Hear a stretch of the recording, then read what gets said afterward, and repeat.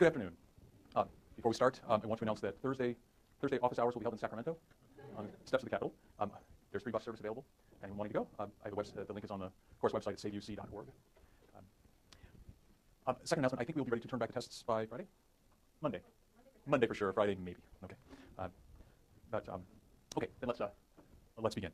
Last week we were somewhat fragmented because we talked about something about the Irish and the Germans, and then we switched to Chinese migration, and then we had a midterm, which I'm sure you all remember fondly.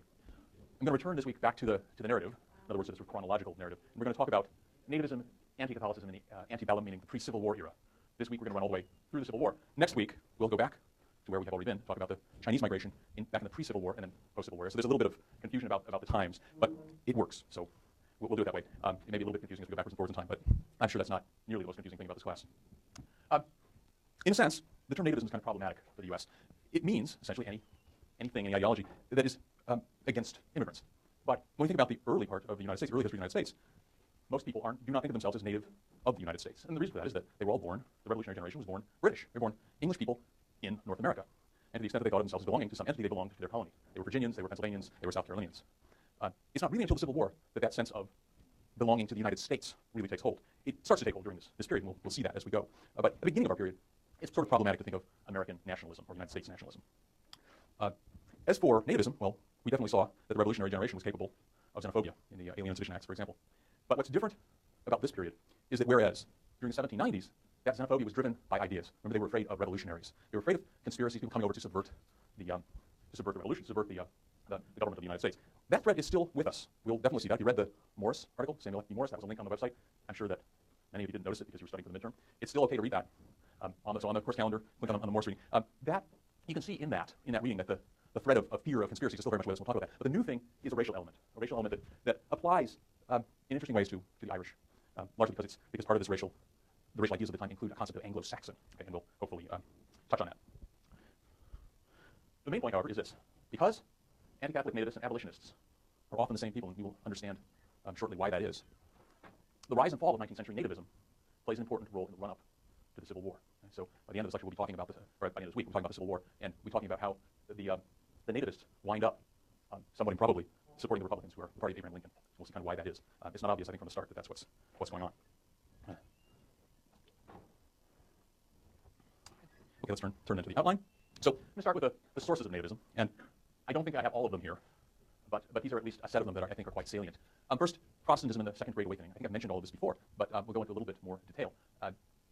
Nativism is in some sense synonymous with anti-Catholicism. And the first nativists in the early 19th century, and these know-nothings we'll talk about, are virulently anti-Catholic. And part of that is certainly rooted in Protestantism, and it's rooted in the history of hatred of Catholics that Americans inherited from the English. Okay? But there's more to it, because Protestantism undergoes some important changes here. And that's really the key to why the abolitionists turn out to be the same people as the anti-Catholics. I mean, not entirely the same people, but why anti-Catholicism, or virulent anti-Catholicism, is ideologically consistent with abolitionism at this time. Second piece, Anglo-Saxon nationalism. And as the word implies, Anglo-Saxon, Anglo-Saxon means really English, but the Saxon part refers to a German heritage that's believed by the English to be part of their heritage. I mean, the British Islands were conquered many times in the past, the Angles and Saxons from. But this implies something interesting. The Saxons are Germanic.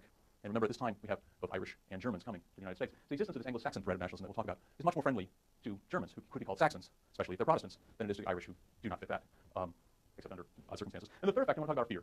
And this is actually fear, as it's written here, because there's several kinds of fear. Most of these kinds of hatreds, most of these ideologies are based on hating somebody or other, are at their root, we think, fear. And so I want to outline some of the rich set of fears that Americans, particularly Northeastern Americans, were feeling at the time towards Catholics and Irishmen in particular. Okay? That may be all we get through today, but if we get further today, we'll go on to talk about the development of nativism. And there are, I think, some phases. They start with debating societies, then there's some violence. And ultimately, it peters out. This nativism is eclipsed entirely by the slavery debate. And it has a tremendous impact on the party system. It's a big issue. The fact that these nativists, as I mentioned, wind up in the Republican Party is a good part of the reason that Lincoln wins. Recall, Lincoln wins with no Southern votes whatsoever. So it's entirely a Northern phenomenon, and he needs a lot of Northern votes. The nativists are among those. Okay, are there questions so far? It's a lot, and as usual, we won't get through it all right now. Okay, let me start then with the Second Great Awakening, Protestants in general.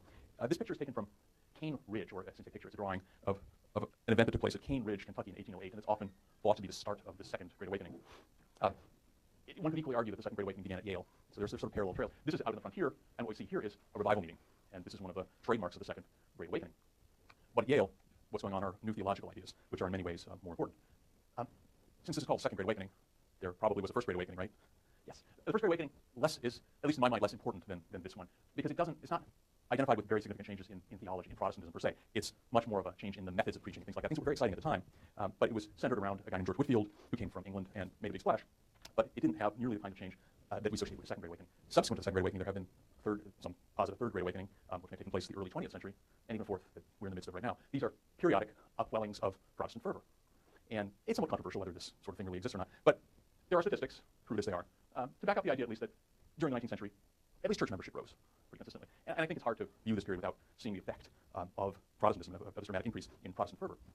Because there are several. I mean, first there are methodological changes. The itinerant preacher comes along at this time, and they go from town to town and preach to large groups of people instead of small congregations or large tent encampments. These are very big social events out on the frontier where people live rather sparsely. This is everybody gets together in camps for several days, and there's a party element to it. There's also a very strong charismatic effect. People, with the speaking in tongues and this sort of being saved sort of thing happens here. It's very experiential rather than intellectual. On the intellectual side, though, as I pointed out, there is an important theological change, and it is the acceptance or assertion, I would say, that man has moral agency.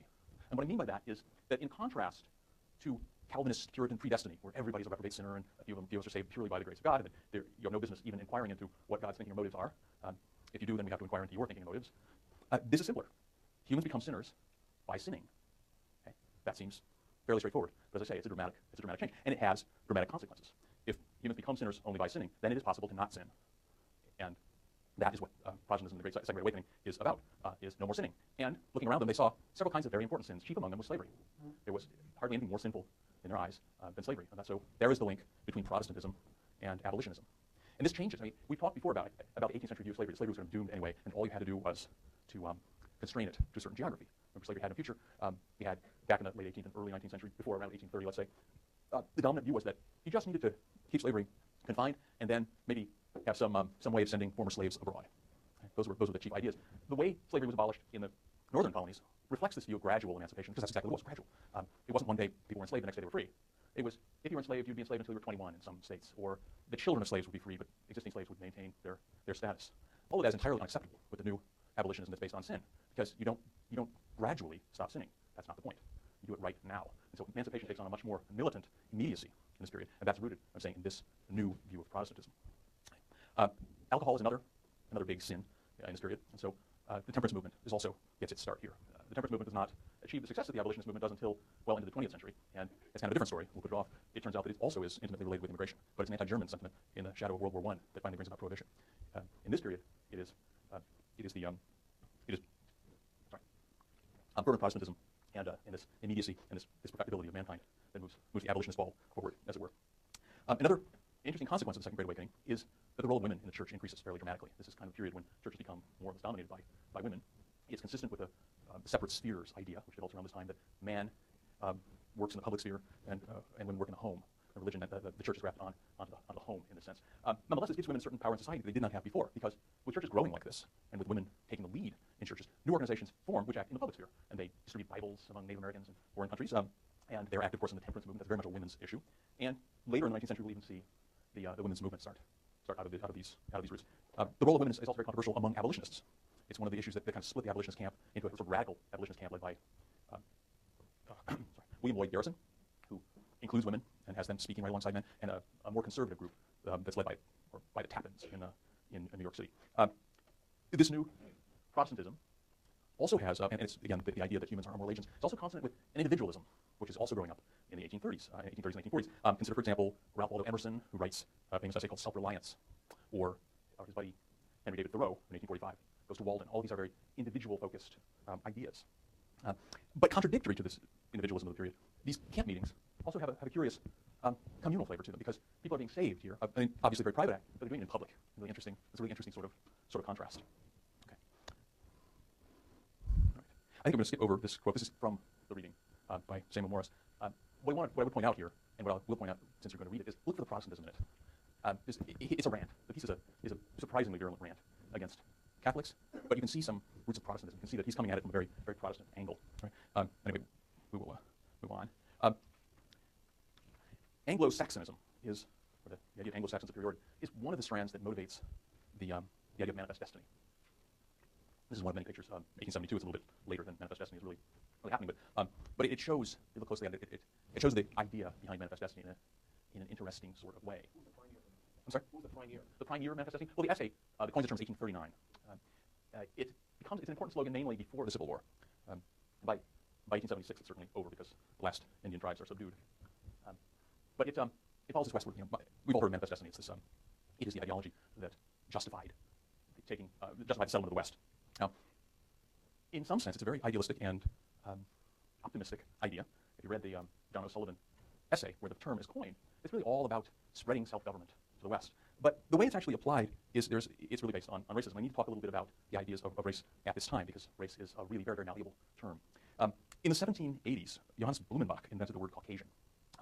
He's European, and by looking at a bunch of skulls and by studying the then current sciences of phrenology and craniology. Phrenology is the science of how the shape of your skull affects your moral character, and craniometry is study of the measurements of the skull, and again, how they also affect your net human worth in some important ways. We don't consider that science anymore, right? There's no department of phrenology. Even Stanford doesn't have one of those, right? Well, what he did was he had some skulls from various geographic regions, and he associated characteristics of these skulls from his phrenological background and classified them into 5 races, including Caucasian, Mongolian, African, and American, meaning Native American. And each of the qualities of the skull were linked with these phrenological characteristics. Therefore, they were linked with moral characteristics. Right? Phrenology was about characteristics like intelligence and honesty and laziness, and above all, fitness for self-government. And so, from Blumenbach's ideas about race, you get a link between these physical characteristics and characteristics that we do not now think are linked to physical characteristics at all. Things like, let's say, intelligence, honesty, laziness, and above all, fitness for self-government. So the logical end of that is, of course, certain races are better suited for self-government than others, which is why, in the words of Thomas Hart Benton, the first senator from Missouri, why the van of the Caucasian race would spread across the continent, and everybody who wasn't part of that would have to scatter, shall we say. This is a huge departure from the way Thomas Jefferson, for example, saw it, or the founding generations.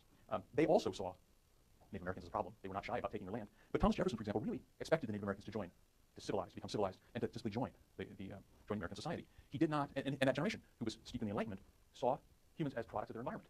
Right? They saw people as equal, and people, individuals, as influenced by their environment. They did not ascribe these traits like fitness for self-government to physical characteristics. So this is a big change. Now, the racial attitudes of this time do admit to environmental effects. I mean, if you don't have that, then you have to believe in something called polygenesis, meaning that all of these races sprang up separately, that there were a different genesis, as it were. And by from genesis, I mean genesis from the Bible, which is still the dominant belief of where humans come from. Darwin does not publish On the Origin of Species until 1859, and The Descent of Man is not until 1871. And so this is pre-Darwinian. The Bible holds sway, and most serious scientists therefore believe in a single genesis. And so environment definitely has to play. But it's thought that it plays out very, very slowly. So these racial differences develop because of environment. But along with them, they develop both physical and moral traits that way, and they change very, very slowly. As an example, it was believed at this time that it was seen as evidence to support this idea of a very gradual change of the races, that, as being due to environment, that the skin color of African slaves tended to get lighter with each generation. Think about that. Okay, so this is the birth of the idea then that we have race, and with race come these important characteristics such as self-government. Behind that is the you can see why that then justifies taking land from people who are not white. Now, often whiteness or Caucasianness is used as the sine qua non of being on this side, but not always. And particularly in New England, it was Anglo-Saxonism, and the Anglo-Saxon idea comes from England, not surprisingly, and it's used more of an 18th century idea, but it's used a lot by the revolutionaries because what it says is it's a mythology, a very mythologized idea of the roots of English self-government. And the story that they told themselves is that it's the Germanic tribes that developed this idea of self-government, and it has become sort of a racial trait. See, and this is why the English people have it. And the Americans during the Revolution used this idea that, well, we still have this trait, and somehow the English are forsaking it. So at the end of that throwback to the past, the justification for the Revolution, recall, was that the Americans were defending the rights of Englishmen that somehow the English had lost track of. Okay. That construction of it, Anglo-Saxon as opposed to Caucasian, obviously left somebody out. And who? Can't read that. It's the caption is mutual. Both soliloquying aloud. It says, and it's glad I am that there's bars. Is anybody shocked a little bit by this? No? Okay. This actually comes from 1891, but it would have worked in 1840 easily enough, even better in 1840. 1891, the anti-Irish sentiment is much reduced. As you can see, the physical characteristics of the Irishmen are very much modeled on those of our ancestors.